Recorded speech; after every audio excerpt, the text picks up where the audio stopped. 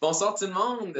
On est ici pour un autre épisode de À votre tour. Ce soir, je voulais donner la place à deux jeunes qui vont participer à un événement qui est assez unique, que j'ai découvert dans les dernières journées. Euh, ça s'appelle le Jeune et Franco Talk Show. Ça se passe ce vendredi soir. À la fin de l'émission, on va donner un peu plus de temps pour parler d'événements. Aujourd'hui, on va vraiment focuser sur deux personnes. Ils s'appellent Bradley Boileau et Gabriel Decourville. On les a en diffusion aujourd'hui. On va passer quelques minutes avec chacun pour découvrir c'est quoi être un jeune engagé pour eux. Et en fait, ils ont été invités à l'événement qui va se passer vendredi soir pour en parler encore plus. Donc aujourd'hui, c'est un peu plus un teaser de qu'est-ce que vous allez voir vendredi soir. Merci à vous deux d'être là. Premièrement, salut. Allô, ça Salut. fait plaisir. On va partir la discussion avec Bradley. Bradley, en fait, est-ce que tu peux me parler de c'est quoi d'être un jeune engagé pour toi? Ben, pour moi, c'est vraiment quand un jeune s'implique, il faut vraiment leur laisser la place. Il faut que cette personne-là veuille faire le changement. Il faut qu'elle soit prête à mettre l'effort. Mais vraiment, n'importe qui décide un jour de vraiment, je vais faire quelque chose pour ma communauté, ça, c'est un jeune engagé. Puis c'est très important. Tu dis aussi, il faut aussi, des fois, parfois, prendre sa place. Là, Ouais. tu as deux places qui sont importantes au sein de deux organismes qu'on suit beaucoup. Donc, est-ce que tu peux me parler, premièrement, de ton implication dans la FESFO pour partir? Oui, donc je suis secrétaire trésorier de la FESFO, la Fédération de la jeunesse franco-ontarienne. C'est vraiment important le travail qu'on fait avec la FESFO. On milite pour les jeunes, on s'assure de représenter leur voix auprès des décideurs et je suis très honoré et choyé de pouvoir faire partie de la FESFO. Ouais, c'est quoi surtout peut-être les dossiers que vous allez voir peut-être cette année? L'année est quand même bien partie. On en dit en novembre. C'est quoi un peu qu'est-ce que vous regardez en ce moment? Ben, on fait des consultations auprès de nos jeunes pour connaître leur opinion face à l'engagement justement de la jeunesse, comment ils peuvent s'impliquer plus, est-ce qu'ils ont les outils, est-ce qu'ils se sentent capables. Puis on espère pouvoir créer un document qui va justement donner l'opinion de la jeunesse. Puis on va pouvoir donner ça aux bons décideurs. Ouais, parfait. Est-ce que ça a été ta porte d'entrée pour devenir un jeune aussi impliqué comme tu l'es maintenant? Ça a été quoi le début de Bradley Boileau dans son implication? Ben, j'ai d'abord commencé dans le conseil des élèves de mon école. Ensuite, j'étais une personne contact pour la FESFO. Puis l'année passée, quand je suis allée dans le volet AGA Quiz au Jeu franco-ontarien à Hanmer, je me suis dit, hey, pourquoi pas m'engager? Ma communauté, elle me tient à cœur, donc je vais m'engager. Ouais. Là, c'est évidemment sur un niveau plus grand, c'est au niveau de la province avec tous les jeunes franco-ontariens. Aussi, c'est assez intéressant. Nous autres, moi aussi, quand j'étais en 12e année, j'ai voulu aussi faire plus un step vers le communautaire, vers des organismes. C'est impliqué maintenant au niveau de l'ACFO. Est-ce que tu peux nous parler de c'est quoi l'évolution que tu vis en ce moment? Oui, justement, donc l'ACFO d'Ottawa, ils ont créé un poste de représentant jeunesse pour une personne qui est âgée de 18 ans ou moins, qui siégerait à leur conseil d'administration. Et j'ai eu la chance d'être élu lors de l'Assemblée générale annuelle en septembre. Et on fait du bon travail. Déjà, j'apporte la perspective de la jeunesse à la table de l'ACFO d'Ottawa. Et je pense que c'est vraiment bon qu'ils ont créé ce poste parce que c'est important justement, de représenter les jeunes quand on est un organisme pour les francophones, disons, d'Ottawa dans ce cas ici. Ouais. Est-ce qu'il y a des choses, évidemment, dans la dernière année, il y a plusieurs activités que l'ACFO a menées. Est-ce que tu as des idées? Qu'est-ce que toi, tu aimerais amener comme peut-être touche dans ces discussions-là? C'est quoi le langue que toi, tu aimes amener dans des discussions de conseil d'administration? Ben, dans ce conseil d'administration, c'est surtout, pour moi, ça va surtout être la jeunesse. Donc, je veux m'assurer que la voix de la jeunesse est entendue. parce que c'est important. Donc, je vais essayer d'apporter ça, de changer, peut-être pas changer la manière de penser, mais d'apporter une nouvelle perspective, une perspective qui est fraîche, qui est plus axée sur le futur et le développement de la communauté. Ouais, moi, j'ai toujours aimé quand on est invité en tant que jeune dans des discussions comme ça, surtout pour être consulté. On ne sait pas nécessairement tout le temps qu'est-ce qu'on veut dire, mais on est excellent à réfléchir puis à amener un commentaire à des questions. Je serais curieux de voir avec ces deux chapeaux-là, les plusieurs que tu portes, ça a été quoi comment tu as été capable de jongler les balles entre l'école puis les différents conseils d'administration et de représentation? Ouais. Ben, c'est beaucoup de travail, vraiment. Je dois me prendre à l'avance quand j'ai des gros travaux, mais c'est le fun, tu sais. C'est quelque chose qui est une bonne expérience pour moi. Je m'amuse chaque fois que j'ai des affaires avec la FESFO, avec l'ACFO, avec tout mon engagement communautaire. Donc, vraiment, c'est ça. C'est vraiment l'organisation qui est la clé. Ouais. On comprend plus ta personnalité. Je serais curieux de voir c'est quoi des petits conseils qu'on peut peut-être donner aux autres. La première question, ça serait comment est-ce que on peut peut-être faire pour commencer, tu sais, dans les débuts, comment est-ce qu'on peut commencer à être un jeune engagé? C'est quoi la première étape ou c'est quoi les premiers conseils pour toi? S'informer vraiment, savoir où on peut faire un changement, où on peut avoir cette porte d'accès, justement, comment on peut comment on peut s'engager, qu'est-ce qu'on peut faire. Mais vraiment, qu'est-ce qui est important, c'est s'informer. OK. Et pour toi, c'est où des belles places pour soit donner notre temps, tu sais, trouver de l'expérience en ce moment au secondaire, c'est quoi peut-être des places où est-ce que tu conseillerais d'aller voir? Ben, les organismes communautaires francophones sont vraiment importants, surtout quand on est en situation minoritaire dans une ville qui quand même est assez bilingue. Il y a des organismes communautaires francophones, donc allez voir là s'ils ont besoin de jeunes. Puis si te disent non, s'ils disent on n'a pas besoin des jeunes, tu peux leur dire ben vous représentez aussi la jeunesse d'une quelque manière. Donc. Yes, Bradley. Absolument. Si la porte n'a pas été créée, on peut absolument la suggérer. Ça, Ouais. j'adore ça. Dans notre jeunesse, on n'a pas peur d'y aller, de cogner à des portes. Est-ce que pour toi, c'est plus les personnes dans les organismes qui t'inspirent à vouloir aider ou plus les activités, le mandat des organismes? C'est quoi qui t'accroche le plus? Ben, c'est les deux. J'aime beaucoup pouvoir faire une différence. Je trouve que c'est très important, mais en même temps, ça l'aide quand c'est des personnes, des bonnes personnes, des personnes qui sont inspirantes. Ouais. Est-ce que tu as des personnalités qui t'inspirent dernièrement? À qui est-ce que tu penses plus à côté francophone? C'est qui des personnes peut-être une personne qui t'intéresse? Ça peut être dans ton école ou dans la communauté. Ben, il y a Karel, la présidente de la FESFO, puis je dirais aussi toi, Ah ben là. ton, ouais. On s'est rencontrés. On s'est rencontrés au comité de consultation du MIFO, plus pour le côté artistique. Fait que c'était une première rencontre. Peut-être une dernière question pour savoir comment tu t'es rendu en deuxième à avoir tellement de chapeaux.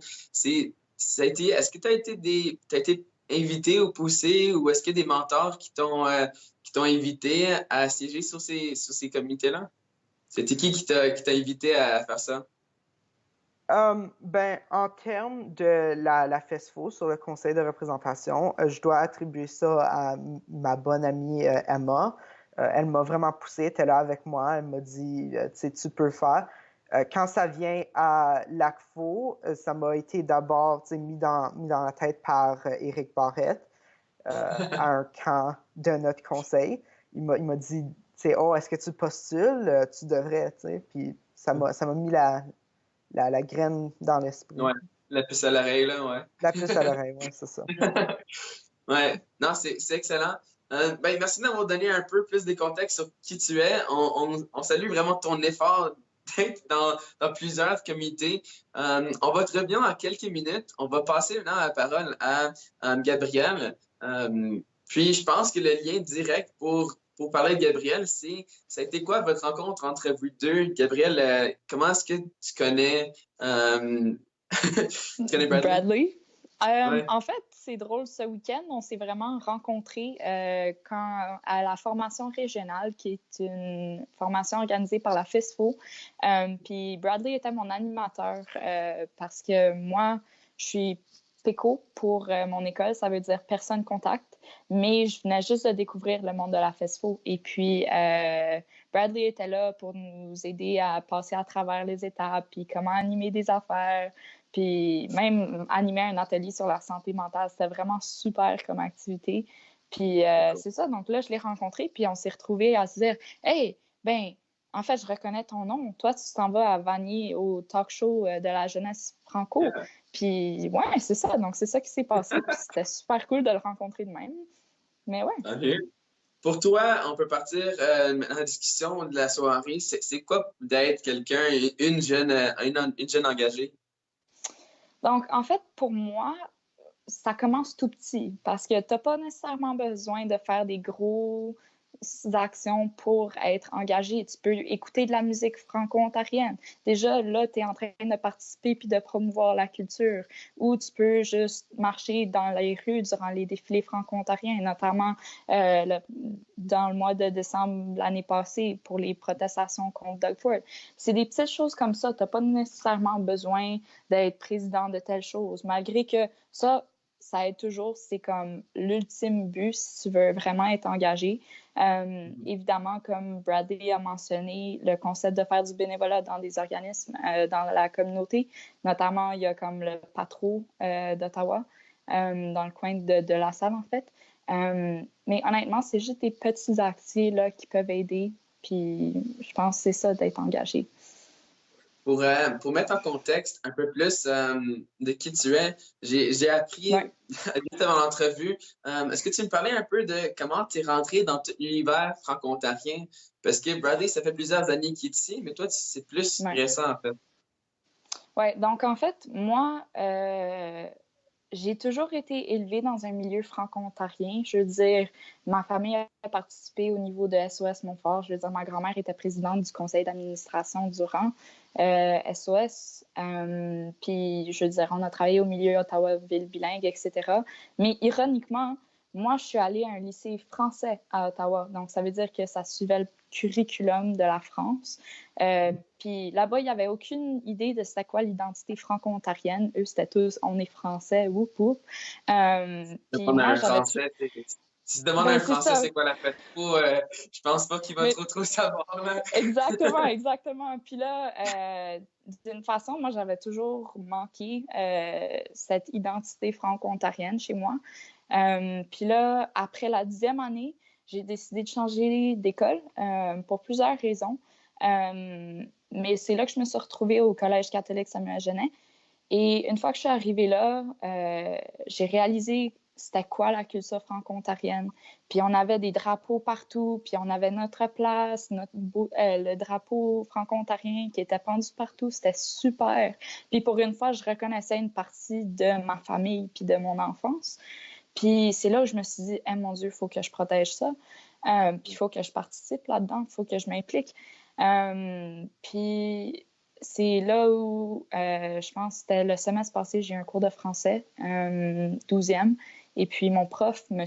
Barry, pas mon père en passant, même si on a le même nom, lui a vraiment piqué ma curiosité au niveau de c'est quoi être un franco-ontarien, puis de l'identité franco-ontarienne. Puis à partir de là, je me suis dit, il faut que je fasse quelque chose encore plus. J'ai appliqué pour le poste de ministre de la francophonie à mon école, et puis j'ai été élue. Puis à partir de là, ça a comme chamboulé. Ça a fait comme un boule de neige. Et puis, je suis arrivée en septembre, j'étais ministre de la francophonie. Et puis, mon animatrice culturelle m'a demandé si je voulais aller à SFOFEL, qui est la formation en leadership organisée par la FESFO. Puis, à partir de ce moment-là, c'est là où j'étais comme « Wow! » C'est incroyable comme communauté. Puis à partir de là, je suis devenue... C'est une grande porte, en fait. C'est pour plusieurs leaders de la fast food. Moi, je l'ai fait plus vers les 10 et 11e. Mais c'est une partie qui fait, tu sais, ça déclenche aussi toute ton implication. Oui, non, vraiment. C'était super. Je suis arrivée là. Puis on avait eu, je pense, une soirée en particulier où c'était des témoignages de tout le monde de ce qui s'était passé durant le mois de décembre suite à la déclaration de Doug Ford au niveau des implications franco-ontariennes. Puis c'était vraiment émouvant. Comme je te niaise pas, j'ai un peu pleuré. Mais ça a été le cas, surtout quand il y a des conférenciers ou bien même des jeunes un peu plus vieux que nous qui nous racontent leur histoire. C'est tellement... En fin de soirée, après avoir fait toutes des activités de leadership, tu te ramasses souvent autour d'un feu ou bien des discussions plus petites. Puis on met nos cœurs, on parle d'identité, de francophonie. Donc c'est sûr qu'éventuellement, ça va te pogner les trucs. Oui, c'est ça, exactement. Puis à partir de là, ben j'ai parlé avec Céline Couchaine qui fait partie de la FESFO. Et puis je suis devenue PECO, donc personne contact pour mon école, avec mon amie Sacha. Et c'est parti de là. Puis c'est super le fun. Donc, Merci. Déjà, en tant que ministre de la francophonie, je vois très bien le lien. Tu parles super bien. C'est vraiment le fun que tu t'as présenté pour nous autres. J'aimerais qu'on lance la discussion à trois maintenant. On a un événement qui se passe vendredi soir. Ça s'appelle Le Jeune et Franco Talk Show. Ça, c'est un titre que moi-même, j'aurais voulu choisir pour, mettons, cette émission ici. Mais est-ce que vous en avez... Il y a plusieurs éléments dans cette soirée-là. On va inviter des personnes à venir faire un témoignage sur leur implication en tant que jeune, de leader. C'est pour les 30 ans et moins. Ça va être entrecoupé de chansons d'artistes. Puis, je serais juste curieux, qui est-ce que tu penses que devrait être invité à ces événements de même? Vous pouvez répondre un ou l'autre. Ouais. Bradley, veux-tu y aller? Tout le monde. Tabisky pour vous autres.